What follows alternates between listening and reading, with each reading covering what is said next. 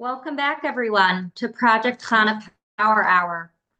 Each week, we get together to learn and strengthen ourselves in our special mitzvahs of Kashrus, Shabbos, and Taras HaMishpacha, as well as other halachas that are pertinent to women. Our goal is to prepare ourselves and our home to welcome Mashiach. Tonight's class is dedicated Le'ilui Nishmas Rav Yitzchak ben Harav Eliezer Tzvi Zeb, Olav Hashalom. May his neshama have an aliyah. May all our learning tonight also be as a schos for a complete refuah shalema b'karev for Reb Shalom ben Chana Yenta. We are looking forward to good news. If you would like to dedicate a class in honor or in the schos of someone, please reach out to us via our email, projectchanapowerhour@gmail.com. Please join us afterwards for tzedakah, tehillim, and a Mashiach thought.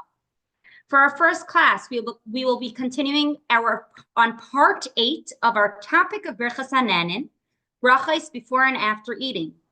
We've learned so many interesting and practical halachos so far, and we are excited to continue. We are grateful to have Rabbi Bell back on our program again. Rabbi Bell is the Rav of Congregation Lubavitch in Montreal and the Dayan of the Beis Din in Montreal. Thank you so much for being with us tonight. Okay, thank you for that kind introduction. We, as you mentioned, this is number 8 in the series. It's just to review what we've done so far. The first 2 classes, we spoke about the bracha mezeines. The second 2 classes, we spoke about a brei pri eitz, brei pri adama. The 5th, we spoke about mixtures, zikr v'tafel, one food being secondary to another. And then we did different topics. In the 6th class, we spoke about tasting and about the amount of kazayas, b'chtei achilas pras, to make a bracha achrona, to make the after bracha. And then last week we spoke about various general principles about making bracha and what happens if there's a hefsek, some sort of interruption in the middle. And today I'm going to be continuing with a different type of law of hefsek. I'll just introduce just the inyan and chassidus, like I'll be inyan from brachas that we mentioned before, that the Rambam put Hilchas Brachos in Sefer Ahava, that in order to love Hashem, one has to be constantly aware of Hashem's presence. And one of the ways that the Torah encourages us to have this feeling of the constant presence of HaKadosh Baruch Hu is by brachas and thanking Him. And that's why there's an idea of 100 brachas every day, to be constantly renewing and more deeply recognizing the presence of Hashem in our lives. There's also the particular inyan of a bracha. So came across a letter from the Rebbe where he was writing to a non-Lubavitcher Rav who was asking him different questions. He was asking him Yonam Kabbalah and Chassidus too.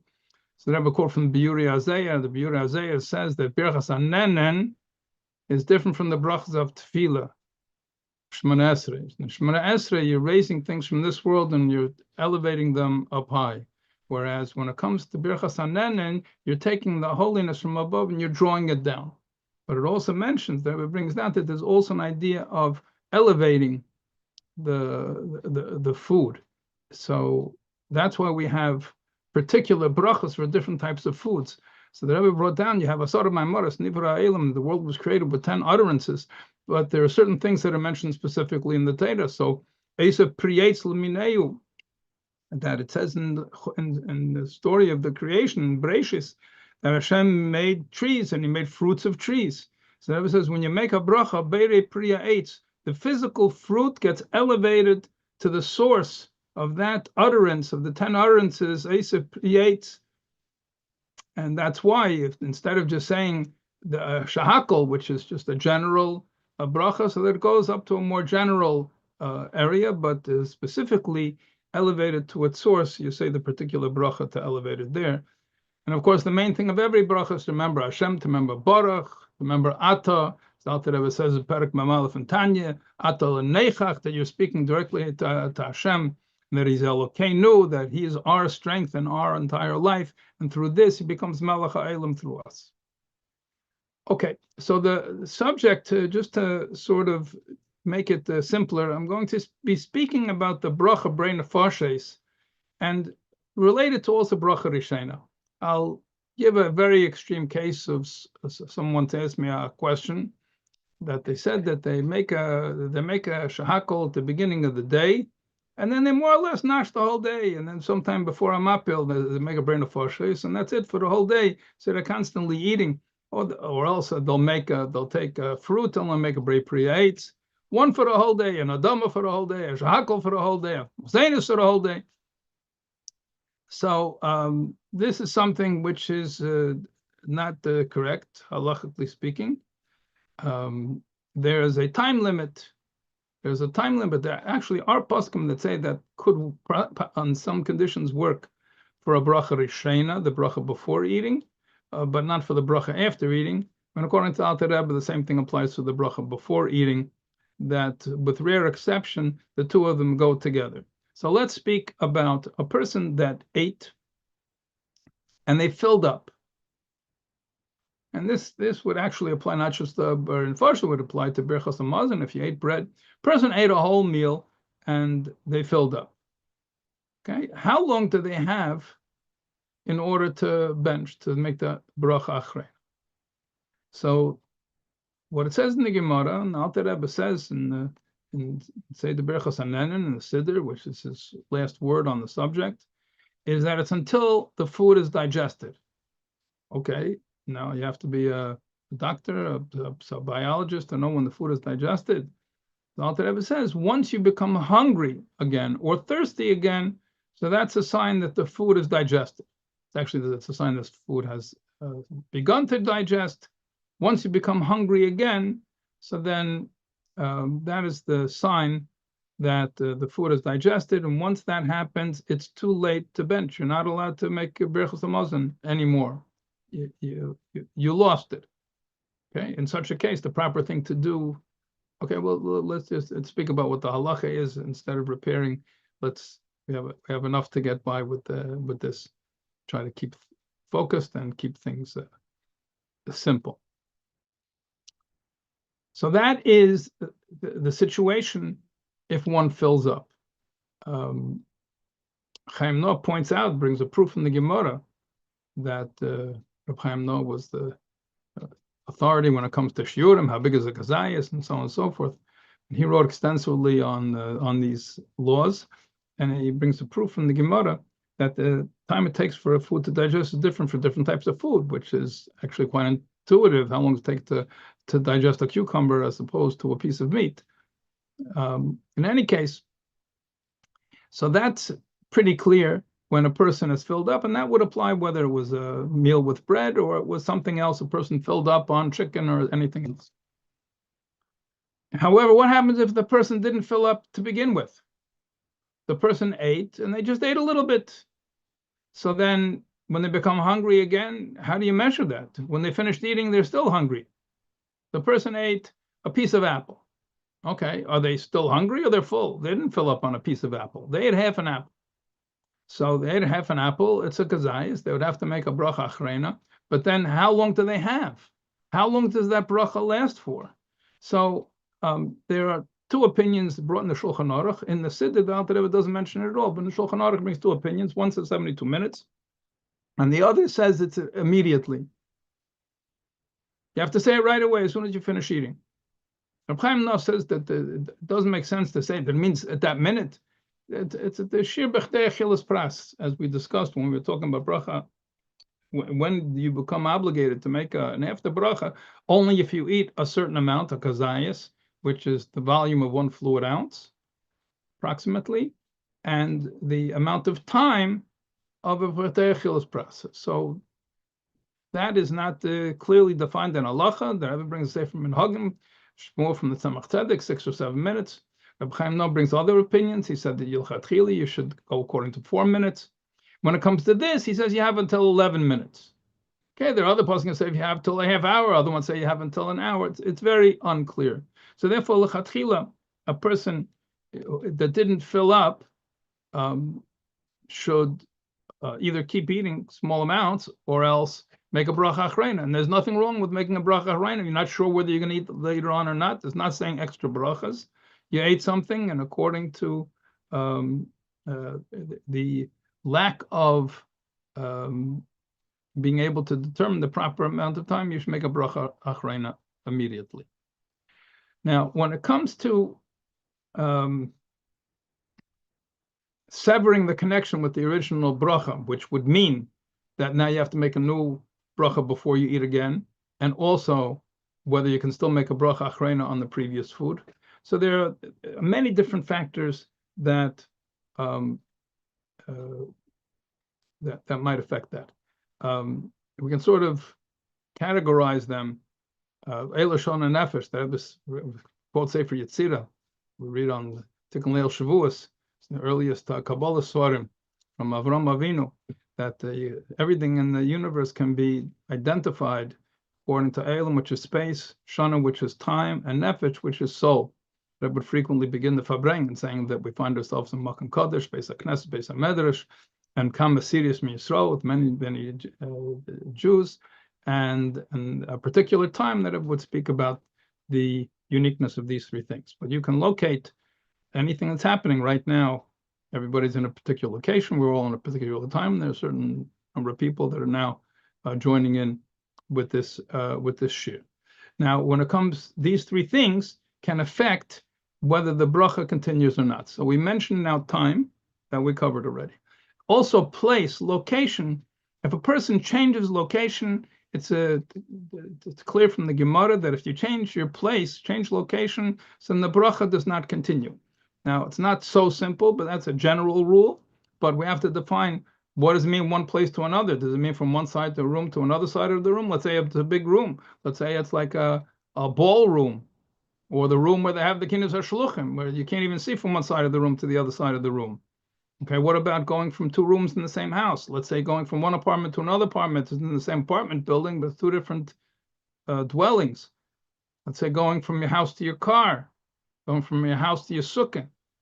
What is called a change of place? So there are some details about that, and I don't think I'm going to have time to go into them today. I'll just be, I guess, it's going to be more of a general introduction to the topic. Maybe we'll continue. Not give every last detail, but just some general guidelines. And in terms of nefesh, it has to do whether you're eating by yourself or with other people. That's relevant. And it's also relevant, the nefesh can be the kavanah. Do you have in mind that you're going to continue eating somewhere else? Okay. So any of these three things could break your connection and require a new bracha rishena, a new bracha before you eat, even if it's the exact same food. And as it says Shulchan Aruch, even if you're carrying the food with you, but you change location, could be you need a new bracha in that place. Now, I'm going to, I have a few minutes left. There was an introduction. Maybe I have another few minutes. Okay, let me give a case, which is, we have many people that they work very hard, and especially it's often Shabbos this happens, but it might happen another time also. They're sitting at a meal, and a person falls asleep in the middle. Is that considered to be an interruption that requires you, when you wake up, to make a new bracha? And can you make the bracha achrona? So we differentiate whether it's a shinas keva or shinas arai, which means, was it only like a nap, or was a shinas keva means a real sleep, not just a mechapta shlaf, but they really slept. Now, how do we define that? So we find in the Poskim three different possible definitions of the difference. One defines what's called sleeping and napping. Okay, one definition is, did you go to bed? Did you change location and go someplace else and lie down? Or did you just fall asleep in your chair like this? It doesn't have to do with time, it has to do with the manner in which you went to sleep. That's one opinion. There's a second opinion, said it depends on how deep a sleep you were in. There's an expression in the Gemara, nam v'lo nam tir v'lo tir, which means you're sleeping, but you're not really sleeping. You're awake, and you're not really awake either. So you ever say to a person, "Are you asleep?" And the person just grunts, makes a sound. The person is enough asleep that they can't say yes or no, but they're not so deep in sleep that they didn't hear you and are incapable of responding. So they just sort of, make a sound, So that's like non tir. So that would be considered to be like a nap. But once you're beyond that and you don't answer, so then that a second opinion, that would be considered to be a regular sleep. And the third opinion is whether you had intention to fall asleep or not. Sometimes the person is just sitting there and their head is going down and eventually fall asleep. They had no intention. They didn't say, Hashem Yichud, hold, right now I'm going to fall asleep. Fulfill the mitzvah, Shina B'Sham Tainuk, or whatever the case happens to be. But if the person says, something, I think I'm just going to go to sleep a little bit, so that's called intentionally, that would be Shinus Keva. Whereas if a person just automatically fell to sleep, that would be a Shinus Are. Okay, there are three different opinions. Now, what do we do, halachically speaking? So we don't have any guidelines from the Alter Rebbe which of these three takes precedence. So if a person did all three, then certainly when they wake up, they're going to have to make a new bracha. If they were in the middle of a suda for bread, they're going to have to wash again. In fact, if you did any of these three types of sleep, there was Hashinas Kev according to any of these three definitions. Also, when the person wakes up, they should wash again. But since it's a doubt whether they broke the connection with the original bracha, they should continue to eat without a bracha. In fact, in any of the cases of doubt, as we'll have described next week, many of these cases that we're not sure whether it has severed the connection with the original blessing or not. So the advice given by the Alter Rebbe Shulchan Aruch is that you should eat more. So since it's a suffix, you're not sure whether you have severed your connection with the original bracha, so you don't make a bracha. Okay. On the other hand, you'll make sure that you eat at least a kazayas, they'll be able to have enough to make the after bracha. Okay, I think my time is up. Yes? I think you have 4 more minutes. I have 4 more minutes. Oh, okay, that's good. I'm looking at the wrong clock. Okay, great.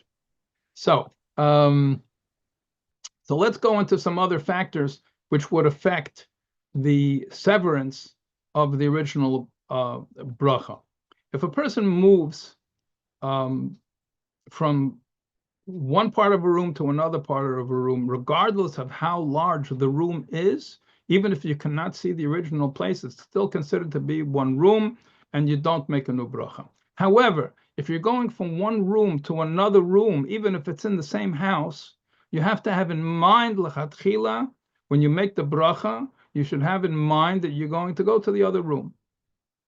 That's a clear din in Shulchan Aruch. Now, the poskim write that we don't see people being very careful about this. They don't have specifically in mind that they're going to eat in another room, and nevertheless, we don't see people making another bracha when they go to another room in the house to continue eating the same food that they were eating before. A person was eating an apple in the kitchen, and they go to the living room and continue to eat their apple. Or they're drinking a cup of tea and they bring the cup of tea into the dining room. Okay, we don't see people making a new bracha, where if you had in mind that you were going to continue in the other rooms, then it's clear, according to Shulchan Aruch, that's fine.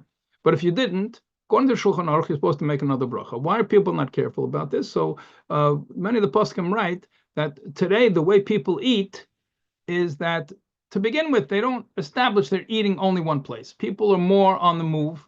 And it's as if they had in mind automatically. We have such a concept in the Gemara. It doesn't use this lashon exactly. It says lev bezdin masnei aleim. The person has only so much headspace, so they don't make the condition, but the bezdin makes the condition for them. So we don't say that in this particular case, but it's we estimate when people have in mind, they don't necessarily limit themselves to the room where they were when they made the bracha. So as long as you stay within the same house, fine. Now, once you go out of the house, however, it's different. From the house to the courtyard, and even more so if you go from one house to another house, you're going out of the house. You're going out from your house into the car. You're in the middle of eating, and then somebody says, oh, wait a second. Do you have did you see the Tillim?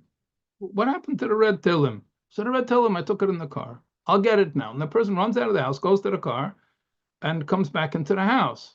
So then the only thing that's going to retain the connection with the original bracha is not the only thing, but one of the things. There are a number of things that can maintain that connection, but intention is not one of them. If you had in mind to go to the car later on, that's out of the house. It's not going to help. If you were able to see the place where you were originally eating, where you originally made the bracha, so then that's sufficient, even if it's only through a window. But if in the middle, you're walking and you can't see in the middle, so that's not going to work. If you were sitting at the table eating with another group of people, and they're continuing to eat, so then also that's going to preserve your bracha. So too, if you're not eating something brain nefashis, you're eating some bread, we're going to have to say Birchas Hamazon, or something else, you're going to have to say Mein Sholosh or Mezainus, or one of the Shivas Aminim, one of these things. So also, L'chatchila, you should make the bracha achrayna before you go. But b'diavad, since you have to go back to the original place to make the after bracha, so then that also preserves the connection. You didn't completely sever your connection with the original bracha. And the final factor is if people are even drinking something, but it's something which is a kvias. The example brought in the Shulchan Aruch is med. People would have some sort of mead or a beer or something like this. So Reb Chaim Nos says that people get together, they're drinking coffee together. Everybody's sitting around drinking coffee or tea. So then, unless you're gone for a long time, so then it's okay to come back, and that's going to be sufficient. Now, there is an opinion from one of the later achreinim that if it's only for really quick amount of time, just running out and running back in, then it's not a problem. But it seems now that Rebbe is only going to allow that if the people were having something with a kvias, or the people were all eating together and remaining there. Okay.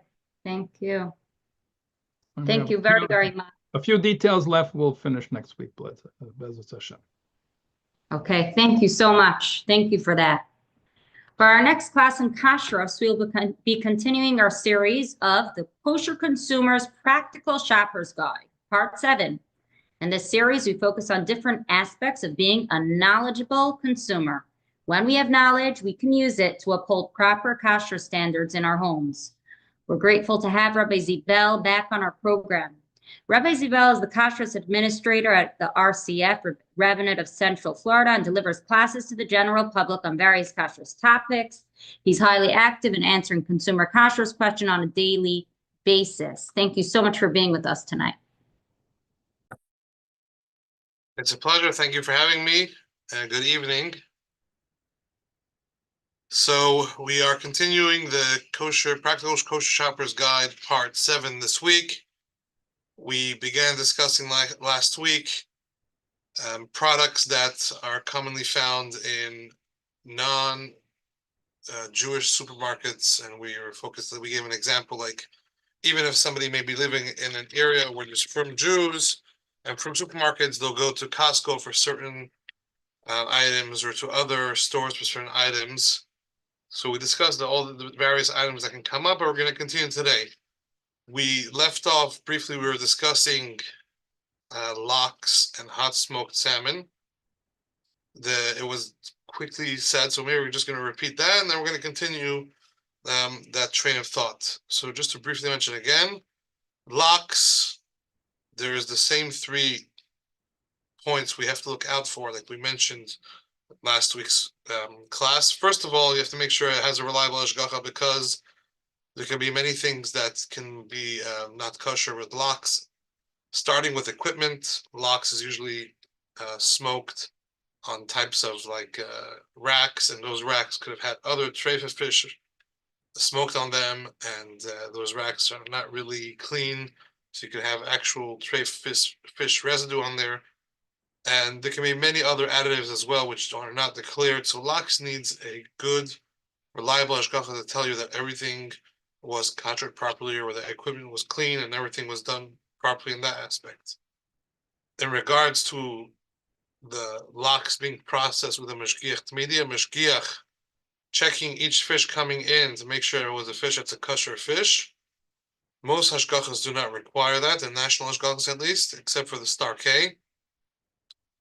All Hamish hashgachas do require it.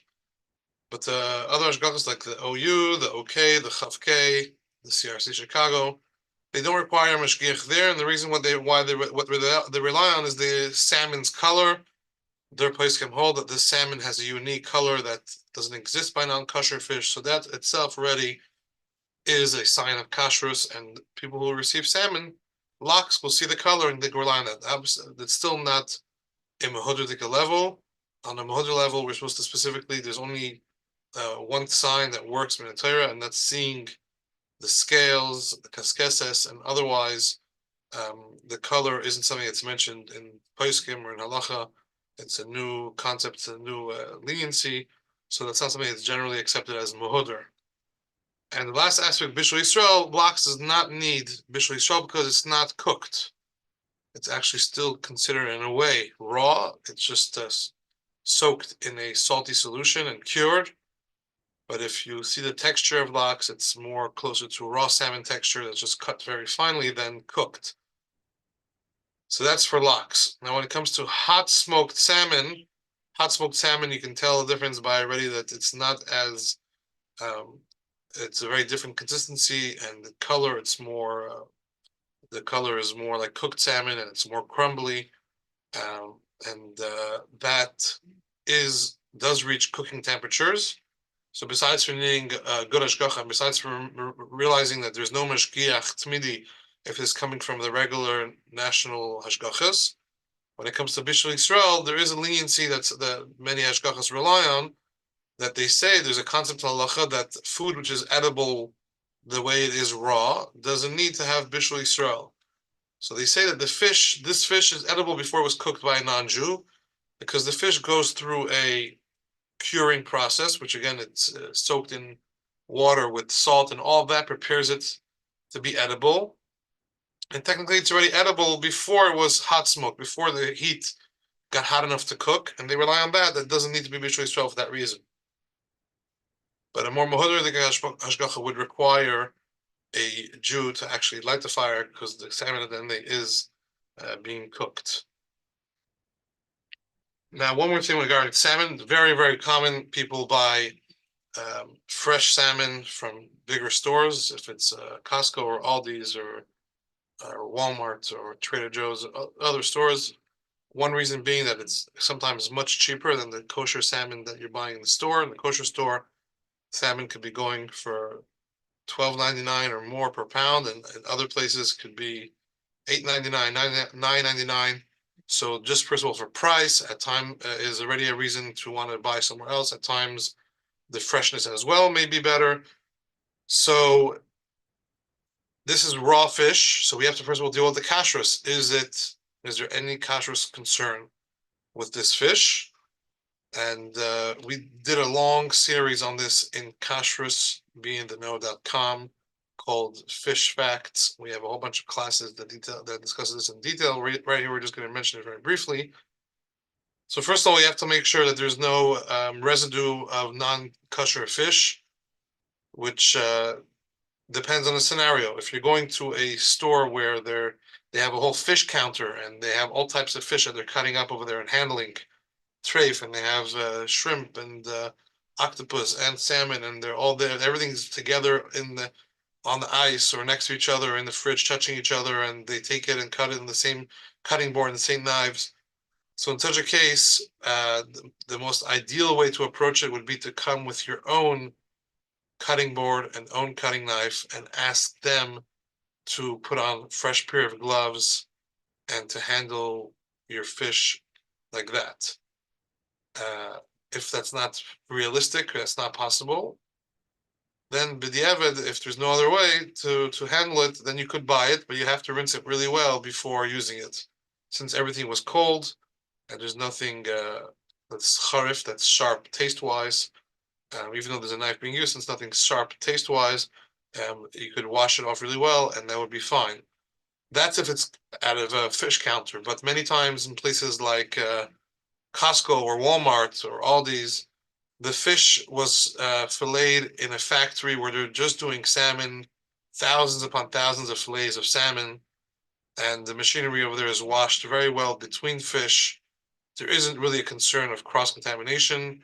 usually what you're getting was probably did not come in contact with non-kosher fish, and you could assume that it's fine. It's still always safer to wash it. It can't hurt to wash it. In such a case, you don't have to start bringing your knife and cutting board. It wouldn't even help because this is packaged in a factory.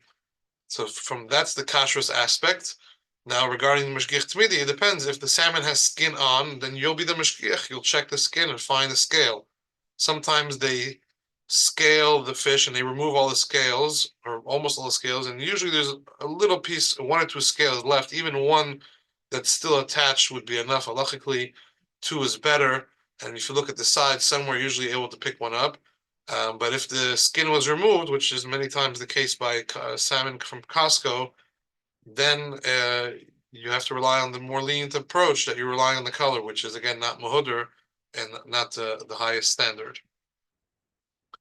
Once we're speaking about fish and mashgiach tmidi, there is also as well a fish called anchovies, which anchovies are extremely, extremely small fish and practically and realistically impossible to have a mashgiach spot every single one as they come into a factory, and therefore it doesn't exist to have anchovies that are certified mashgiach tmidi. They don't need to be bishul Yisrael because they're salted and it's not cooked with heat. But either way, the mashgiach tmidi is a much bigger issue.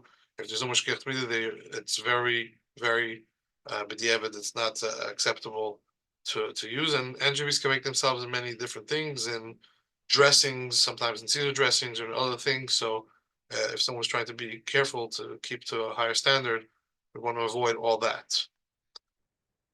Once we started touching on the topic of Bishul Yisrael, different questions come in sometimes regarding chips. Sometimes people will like the quality of the non-Jewish brand of chips, or it's cheaper, and they want to know what's the deal with chips. So chips is one of those areas of Bishul Yisrael that there are very valid opinions to say that they don't need to be Bishul Yisrael, because the final product is the snack food. A snack food is not served at a nice meal, at a regal meal, or at a nice meal, at dinner. No one's going to serve potato chips on Shabbos as part of the meal. That's one approach. Others say that you go by the potato, the original ingredient, which a potato is. You can make mashed potatoes, you can have roasted potatoes, and therefore some take the approach to be strict and require Bishul Yisrael, although halachically there's a very valid reason to not require it. Some take the approach and are strict. And so therefore one needs to speak to their Rav and to their Mashpia if they should be taking this chumrah on in regards to chips. Now, when it comes to Pringles, Pringles have a reason that makes them even more problematic than regular chips, because Pringles actually are processed by first making a type of mashed potato. They cook the potatoes and make a mashed potato out of it, and then they dry that out and make a type of maybe a starch, not really a starch, but basically dehydrated potato flakes. They rehydrate that and shape them and make chips and then fry them. But since it was cooked and made into a mashed potato is a food that is fit for a regal meal, for a nice, honorable dinner and meal. Mashed potatoes could be served at chasnas, at Shabbos table. So the moment they make mashed potatoes, that would become usur because of bishul akum. And once that's usur, it doesn't change the fact that later on the product is a chip. And therefore, there's much more room if someone wants to even be lenient when it comes to chips. For Pringles, there's much more room to not be lenient. And the heter that the OU relies on is that ultimately this cooking is not part of, it is not to produce mashed potatoes on their own. Rather, it's part of a process to make chips. So we don't look at that. We don't stop that. We look at the final product and we just look at everything else as being a step in that final product. But not everybody agrees with that heter, and many people are mistakenly take the approach that Pringles are actually less of an issue, and this is based on a misconception that people think that Pringles are made from potato flour, and they don't realize the step in the making of Pringles, which it is at first made as cooked mashed potato, if it was made out of potato flour from the start, made from potato flour, there may be more room to be lenient in such a case, but that's not the case. So the way it's made realistically, it makes it that it's actually more problematic.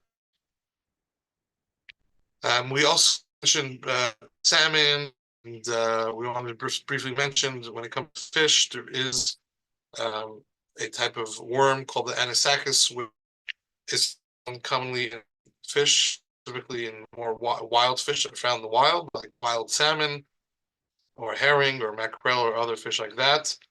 There's a whole class on that. Most Lubavitcher Rabbanim generally are not concerned with those worms, but one should speak to their Rav and find out more information. What should be their personal standard when it comes to the anisakis worm? And again, there is that covered in at length in the class at kashrusbeintheknow.com fish facts.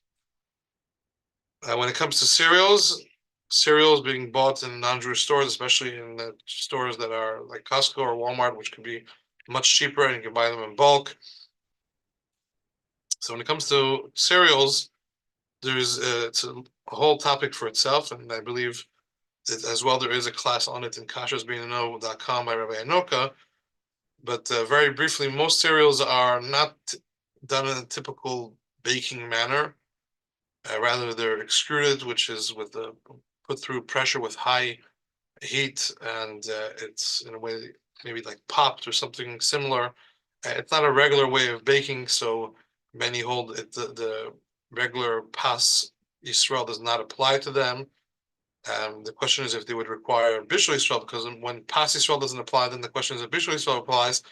And since they are generally not fit for a honorable meal, that wouldn't require Bishul Yisrael. However, there's also many reasons to be stringent and to require pas Yisrael or Bishul Yisrael for cereals. So one should speak to the Rav to find out what their standard is, and therefore, based on that, know which cereals they could buy, which cereals they can't buy. But this would not apply to cereals made out of corn, and cereals made out of rice flour would not be an issue as well, because the moment you're doing something from rice flour, if the final product is not fit for a king's table, halachically there's no requirement for Bishul Yisrael. It's worth mentioning that Rice Krispies are made differently. They're not made out of rice flour. The Rice Krispies are actually made out of rice, which is cooked the way the rice is. They literally take rice and cook it, and then you just have cooked rice, and then those cooked pieces of rice go through a machine that pops them with high heat and makes them into a popped piece of rice, specifically the Kellogg's brand. And therefore, since it was a cooked piece of rice, halachically that's bishul akum, and at that point it was an issue, and many hold that later on the fact that it was popped, I mean, the cereal won't change that aspect, and others hold that you could be lenient because, again, it's all part of the process to make cereal, which is a product that's not fit on a king's table, but that would be different than other rice cereals that are made out of just plain rice flour. There would be more reason to be strict when it comes to Rice Krispies, specifically from the Kellogg's brand. When it comes to pas Yisrael, there could be many times different snacks that people have questions, if it's granola bars, if it's little cookies, or different things which could be found bought in bulk and maybe cheaper in stores like Walmart and Costco. So there's some people out there there's a saying that people say, oh, if it's gluten-free, it doesn't need to be pas Yisrael, which is not accurate, because one of the 5 grains that requires to be pas Yisrael, if you keeping pas Yisrael, is oats, which is one of those grains, and there is gluten-free oats. So just because something says gluten-free doesn't mean that automatically it does not need to be pas Yisrael. You have to check the ingredients to see if there is oats. And even if there is oats, it depends how the oats are, what's their presence like in that product. If it's whole oats and it's not, it didn't like melt or fuse with the dough, then let's say an oatmeal cookie, in an oatmeal cookie, the oats like fuse with the dough and become one, and they're not really separate. So we're talking about something that doesn't really fuse with the dough and it's more like a granola bar. You could still see the pieces of oats on their own. Then the bracha probably for that product would be hadama and wouldn't be a concern of pas Yisrael, because it's not considered a baked item. It's considered different because of the grains, the way the grains are. However, if the oats was fused with the dough, then it would be the mezainis, and pas Yisrael would apply to it, as long as the oats is the majority ingredient. If majority of the ingredients is other flours like tapioca or rice or potato or other flours that don't need pas Yisrael, and the, let's say 51% is those flours and the rest is oat flour, then there are many opinions that hold in such a case it does not require pas Yisrael, even though the bracha remains mezainis. Nevertheless, for the halacha of pas Yisrael, it would not apply, but one should speak to their Rav to see what they should do in such a case. We'll stop here for tonight. Thank you. Okay, thank you so much. Thank you for that. For our next class in Hilchot Shabbos, we're excited to continue with part 2 of our new topic on Muktzah. We are grateful to have Rabbi Braun back on our program. Rabbi Braun is the mayor of Asra of Crown Heights. Thank you so much for making the time to be here tonight. Let's see, Rabbi Braun, are you on? Yes. No. Okay. So following up on the shiur from last week, we're not going to repeat everything that we said last week. You missed it out, so you got to go back and check the archives. But it's not fair for those people that are attending this week. They want to learn new things. But last week we went through some of the basic principles, introductions to the rule of Muktzah, and we explained how Muktzah is pretty common thing out there on Shabbos, and we need to know these halachas very well we need to familiarize ourselves in order to know how to keep Shabbos properly. I want to focus this week on a couple of new aspects about the idea of Muktzah. We're not going to get into the detail yet to know all the different items that exist in your house and all the food to know what's Muktzah and what's not. But again, some of the general principles. We have a very interesting rule about Muktzah, which is called graf shel re'i. I like using the halacha specific Hebrew terms, so you learn something besides for the halachas also. Graf shel re'i literally means a potty. A potty we affiliate usually with kids, but it doesn't necessarily mean something that's used for kids, which is used for people to soil and put in dirty stuff in there. That's what a graf shel re'i means. Now, graf shel re'i has an interesting halacha in Muktzah, which is different than all other types of Muktzahs.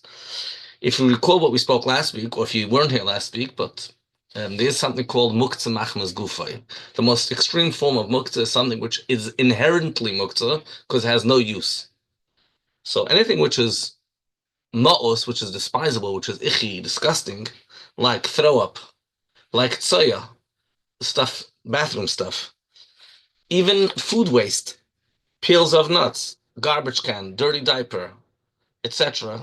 And those are all muktzah because they have no inherent use on Shabbos. Ein roi l'klum has no suitability.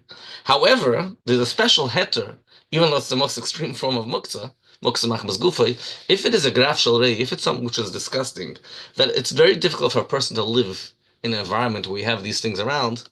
Even, for example, dirt that accumulated over the floor, even though under normal circumstances we say it's muktzah, because it's difficult for you to live there, Chazal gave you a heter to go pick it up and throw it out even with your hands. So you're allowed to go move muktzah when it's what we call a graf shel re'i. If, provided, the condition is always important, it's in the area that you live. Doesn't have to be in the house. It can be in the courtyard in front of the house or near the house, but you keep on coming and going. It's a place that you always hang around over there. Or even if it's not in the courtyard, it's a bit further around the house, but it's a place where people are usually very particular. There shouldn't be any dirt there because it creates a horrible smell in your environment. So then you're allowed to pick up the muktzah and move it.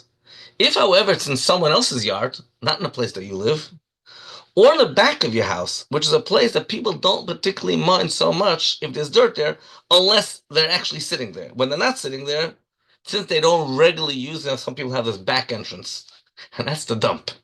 So when they're passing by, it might be a bit uncomfortable, but they don't pass by there regularly. They use it only on occasion. I recall I was once invited to speak in for a psasim ashas. They brought me to the shul. And the person that brought me, they told me, I'm going to take you through the back. It's a very unpleasant way to go in, but I think it's more dignified that no one's going to stop you as soon as you walk into the building. So if you come around through the back. And then he told me that he once took one of the Skelener Rebbe, the previous Skelener Rebbe. Well, it's actually previous Skelener Rebbe. This is an Australian, this shul in Australia. He took him there and he said, I'm going to take you to the Zweite Seite, which is the second side in Yiddish. Sorry, he said the other side. He said Chas v'Shalom, not the other side. Other side is Sitra Achra. The Zweite Seite, the second side, not the other side. Anyhow, so sometimes we have this second side, not the direct entrance, which you don't particularly mind when you're not there. So therefore, you're not allowed to move the Muktzah from that place unless you're actually sitting there. If you're sitting there, then it's already unpleasant. Or if you're scared a kid will go there, and the kid will go there and get himself all dirty. In that case, you're not allowed to pick up the Muktzah, you're allowed to put something on top of the Muktzah. Koif olive kili, you put a dish on top of it to cover it so the kid shouldn't get to it. Even if it's in the yard that you do live, but there's an area in the yard which is set aside for garbage. People have that. It's set aside for, some people have an area in their yard which is set aside for chickens. Not sure how many people listening to the shir have that, but quite a few people that have that. So it's a dirty place. That's made to be dirty. So that you don't have the heter of graf shel rei that you're allowed to move it because it's dirty, because it's uncomfortable, because that's set aside for that. But the interesting thing about this halacha is that it is muktzah. You're allowed to move it if it's in a place which is where you're living, where it's uncomfortable. But you're not allowed to create a circumstance where you're going to be having to have to move it afterwards. You're not allowed to set up a system that is going to be something ugly and disgusting that later on is going to be unpleasant, and therefore later you're going to be able to move it. And we call that ein oisim graf shel rei l'chatchila. You can l'chatchila set up a system that you'll have this heter of moving it. So, for example, you're peeling your eggs for the seder. So the right way to peel the eggs is that the peel should go straight into the garbage, not on the table. Because if you're peeling it that it goes on the table, you're setting up a system. Now, on the table, it's unpleasant to have peels. I agree. It's a graf shel rei. And once it's there, you're allowed to move it. But you're now allowed to set up such a system that you should be able to move it. So you can't peel the eggs on the table or on the counter. Same with pits. Any type of shells, bones. Now, bones depends. Some bones or peels are edible for certain animals. So that depends if there's those types of animals that are commonly found in the area where you live. So then it might not be muktzah because it's edible. It's edible for species that are available, that are around in your area. But let's assume that we don't have dogs living in Crown Heights. Unfortunately, we have lately quite a lot of them, but they're not so commonly found, and therefore, this is a food which is not edible because where are you going to find a dog on Shabbos to go and eat these bones? Or it's a peel, an orange peel, which dogs don't eat either. So anything which is muktzah in that sense, you need to make sure that it doesn't accumulate in a place that you'll have to move it afterwards because you can't set up a graf shel rei system. And there's an interesting halacha in Shulchan Aruch about this. That we're eating food on Shabbos, you're supposed to take the peels and the pits, which are inedible for human beings or for animals. Also, or there's no animals in your area. You're supposed to sometimes you have those things that you eat in your mouth and you spit out the pits, like sunflower seeds. So it says you're supposed to spit it out backwards. Use your tongue and spit it out to your back. Not in front of you, you bring your back. And the reason is because, let's think about the old-fashioned culture. When you're sitting by the table, and if you can spit it in front of you, now you can have a bunch of sunflower seed peels that you're going to have to move. In the back, you don't care if it's behind you. Now, most people today, they really very particular. They don't like if there's a pile of peels in front of them, and maybe if it's on the floor behind them, it might be even worse. So therefore, you don't find too many people following this thing that it says in Shulchan Aruch, put it in your mouth and spit it out la'achira. You don't find people practicing that. And if you're going to throw it in front of you or on the back of you, it's always going to be ma'os. So the right thing is just take it to begin with and do it by the garbage. So you shouldn't have to move it because you're not supposed to set up a graf shel rei. Now, there are other solutions. You could spit it out have it go onto a plate, which has some other food in it. And if there's other food on the plate, if it's still edible stuff, if you're allowed to move the plate. So you have a plate which has a piece of bread in it or a bit of leftover chalent, and you put your egg peels there. So now you're allowed to move the plate because you also have chalent on the plate. You also have bread on the plate. even though I said you're not allowed to set up such a system, if a person did do so, he did the wrong thing, he's allowed to move it. Because if there's a graf shel rei, if there's something which is ugly in your presence, Chazal took away the rule of Muktzah from Davar HaMo'os, specifically Muktzah for things that are disgusting, that you're allowed to go move it on Shabbos. And if your plan was not to move it, say you said, no, I'm one of those people that really don't particularly mind that my whole entire dining room table is going to be full of Pesach is a good example because it's full of peels. And you said, I'll put down a plastic tablecloth, a paper, and people are peeling oranges and apples because Pesach, everything is being peeled, and nuts. It's the Yom Tov of nuts. So there's full of shells, and you said, I'm mamish don't mind, doesn't bother me, and I'm not planning to move it. So you're allowed to do that. You're only not allowed to set up in such a way if your intention is to move it afterwards. So if you did set it up that way, you're allowed to go and move it. And if you weren't planning to move it, if you change your mind later and you want to move it, you're also allowed to move it. So just making it clear, once it's there in your presence, you're allowed to go and move it if it's despicable. But you're not allowed to set up such a system that with the intention to move it later. Similarly, although it's not really so similar, there's another halacha, but muktzah that could cause harm to many people, to a rabbin. So glass that broke on the table, or glass that broke in a place where people are walking, you're allowed to take the pieces of glass. Now these shards are have zero suitability and desirability. They're muktzah. Muktzah means something, one of the extreme forms of muktzah is something that has no use. It's a dysfunctional item. There's shards of glass, you're allowed to move it because there's a rabbim that are going to be harmed. And whenever there's a hezek haguf, whenever people could physically be injured, Chazal removed the decree of muktzah, even if it's a muktzah machmas gufa, something which is the extreme form of muktzah, which has zero use. However, if it's for an individual who could be careful, okay, so there's glass, so you just don't go there. If there's one person for himself, for one other person, just tell him about it. If it's an item where there's a person which doesn't know how to be careful, for example, little kids, so if you have an open toolbox, and those tools are quite dangerous if kids start touching them. Although tool is not such an extreme form of muktzah, as per our previous class, it's a kalisha, it's a utensil, has a use, it's just primary use is for forbidden things on Shabbos. We call that kalisha malachta leiser. Or let's talk about an expensive knife, which we don't use on Shabbos because it's a shchita knife, it's a mila knife, it's a different form of muktzah. We spoke about this last week, muktzah machmas chisaron kids, because it's way too expensive, but it's in the presence of a child, it's too close to a child. They let him move it in order that the kid shouldn't be harmed. Again, to protect hezek, damage, injury, the rule of muktzah has been dispensed. Usually only for many people, but if it's for someone that doesn't know how to be careful, then it's even for one person. Now, the permissibility of moving muktzah on Shabbos really depends on why you're moving it. Everything depends on why you're moving it. And there's 5, and it's important to know them. I know it's some people don't like, they like to know the halacha right away without knowing the rules. But it's almost impossible to know the rules know the halacha without knowing the rules. So I will go through the rules, the principles, and then we'll go to the actual practical halacha. It all depends, when we talk about moving muktzah on Shabbos, it all depends on why you want to move it. And there can be 5 possibilities why someone would be moving something on Shabbos. Stam. There's something called stam. Stam means no reason. Not sure why people do things without rhyme or reason, but without a reason. That's one level of moving muktzah. We call that shaloi l'tzoydech klal. Zero purpose. Purposeless. Another level of moving muktzah, we're getting better, is we move muktzah to protect the item. You don't want the item to be lost, stolen, broken. We call that moving it l'tzoydech hakli atzmoi. L'tzoydech atzmoi, l'tzoydech hakli. You're moving it for the purpose of the keli. That's not as serious as purposeless. Then there's a better reason why you're going to move this muktzah item. Because you want to actually use it.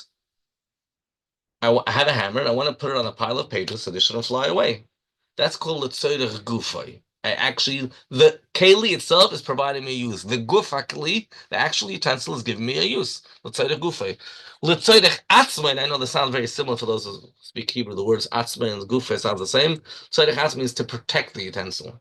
That's more serious. If you use it to do some of the utensil, that's not so serious. Or the next form is l'tzoydech mekoymai. I need a place. I'm moving the hammer off the table because I want to eat. I want to learn that I need a place. And finally, there is the fifth form of moving something is for this actual purpose that it's made for. Before we spoke, I want to use the hammer in order that my pages shouldn't fly. But what if you're using it for the actual purpose that it's made for? Now, normally, there's no such thing as muktzah when you're using it for its intended purpose. Because if its intended purpose is something that you're allowed to do on Shabbos, then of course you're allowed to move it. So you want to move a knife in order to cut, and you're allowed to cut on Shabbos, so what's the problem, right? So there's never a problem moving it for its intended purpose. And if it's a hammer and you want to bang in a nail, you're not allowed to bang a nail anyhow on Shabbos. Right? Some kids get very confused and they use the word muktzah. Whenever something you're not allowed to do something on Shabbos, they call it muktzah. Can't turn off a light because it's muktzah. No, you can't turn off a light because it's extinguishing. And you can't bang in a nail because that's building. So if you're going to be moving the hammer in order to bang in a nail, of course you can't.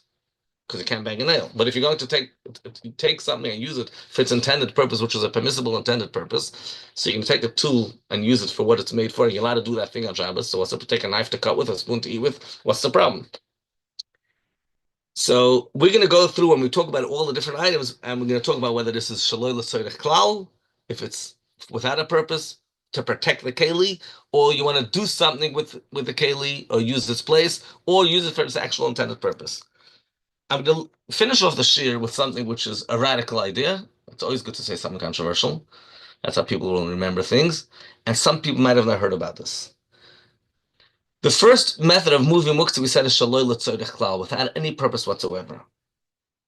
So the halacha is, it's not only about muktzah. You can't move anything on Shabbos, any keli on Shabbos, without a purpose. A keli shemalachtoy leheter. A keli, which is function, is for permissible items. A spoon, a fork. A pot, by the way, is not a keli used for permissible items. A pot is made for cooking. But a spoon is made for eating, and a fork is made for eating, and a knife is made for eating, and a challah board is made for putting challah on it. These are all kosher kelim. Nobody would ever think of them as muktzah, and actually not. They're klishim malachtei leheter. But you can't move it without any purpose whatsoever. It has to have a purpose. And the reason for that is because in the time of Nehemiah ben Chachalia, people did not take seriously the halachas of Shabbos, and they would carry on Shabbos. And Chazal made a fence to the rule of carrying, and they said, you know what? We're not even letting you move things, even things that are not muktzah, which are used for permissible things. You can't move it. And originally they said you can't even move it for its purpose. Not shaloi l'tzorech klal. Use it and do something useful with it. No, you can't. And they made an exception of things that people need very much for Shabbos meals. They made an exception. They allowed you to move cups and bowls and knives. That was very nice of them. They let us move that to eat a Shabbos meal. But any other keli, even if it's a heter keli, not a necessity for Suda Shabbos, you can't move, even if you're going to use it for its intended kosher, permissible, halachically acceptable purpose.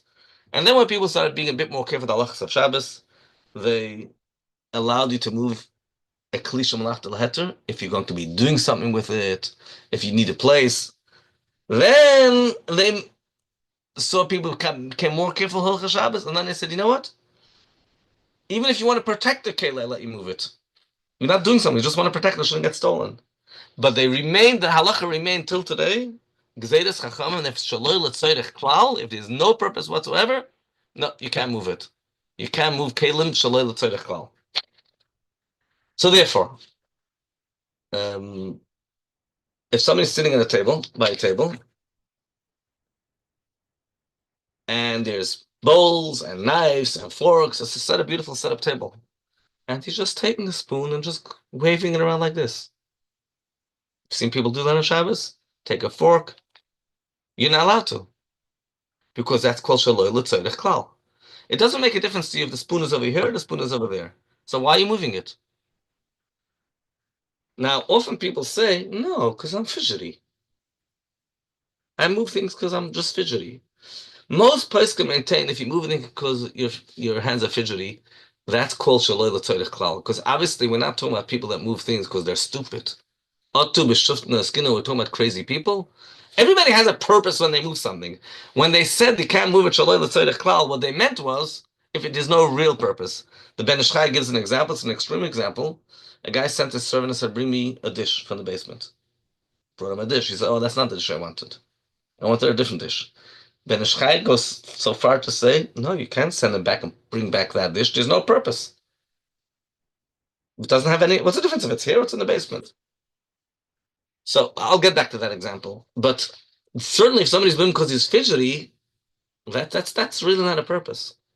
Place can talk about if a person needs to calm his nerves. Strictly speaking, that should also be a problem. But you can argue a guy is really nervous, and it's a purpose. It's calming him down. He's going crazy. He needs something. Mamish to move. So that arguably we can be lenient about afnakol shaloi l'tzorech klal, and even that is not so simple. They also talk about if somebody's moving dishes because he wants to set up his house and should look clean. Now, it makes a difference. You want things to be in their place? That's the Ben Ish Chai's example. That's more serious. That's not, what's the difference if it's here? Because they want to put it back in the basement. So it won't be in the basement. Oh, because it's ungewerfen. It's ungelegt. It's not nice. Look at the table. There's things all over the place. So if you're trying to organize the table that should look misuder, look nice, that's a tzorech. That has a purpose. But if because you want things to be in their place, you don't have a use for it. You're not moving it because you want to do something with the keli, and you're not moving it to protect the keli. It's just because that's called shaloi l'tzorech klal. The exception, things that you're allowed to move shaloi l'tzorech klal, are food, luckily. So anything which is edible, you're allowed to move shaloi l'tzorech klal without a purpose, and holy kisvei hakodesh, kosher reading material. Kosher acceptable reading material, you're allowed to move shaloi l'tzorech klal. So your books, your kosher books, we'll talk about that next week, means from what does kosher books mean, and your food, edible food, you're allowed to move shaloi l'tzorech klal. But your dishes, you can't move shaloi l'tzorech klal. Good Tanakh, Besudas Tevis. We'll look at next week. Okay, thank you so much. We are looking forward. Thank you. Before we do our conclusion of Tehillim and Mashiach thought, we want to reach out to all our listeners. If you enjoy these important and practical weekly classes, please consider partnering with us to keep them going. We rely on and appreciate all contributions, any amount. Log on to mikvah.org/donate and select Project Chana Power Hour to go towards our program. Thank you. Let's put a coin in the pushka, and we are going to say the Rebbe's kapitel together, as well as kapitel Chaf for Eretz Yisrael.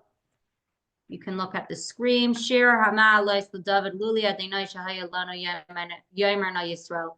Luli Adonai Shahaya Lana Bekum Aleinu Adam Azeh Chayim Bilaunu Bacharis Apam Banu Azeh Hamayim Shetafunu Nachla Avar Al Nafshenu Azeh Avar Al Nafshenu Hamayim Azeh Dainim Baruch Adonai Shaloinus Nanu Taraf Lishineim Nafshenu Kitzipar Nimlatami Pachyoik Shema Pach Nishbar Vanachnu Nimlatnu Ezreinu B'Shem Adonai Oisi Shemayim Va'aretz. And now, Kapitel Chaf.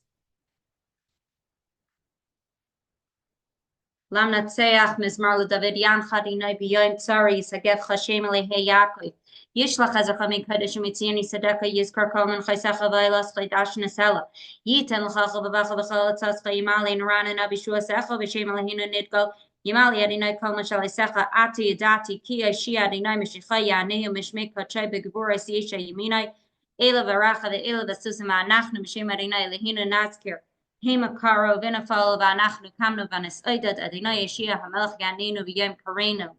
And now for a Mashiach thought.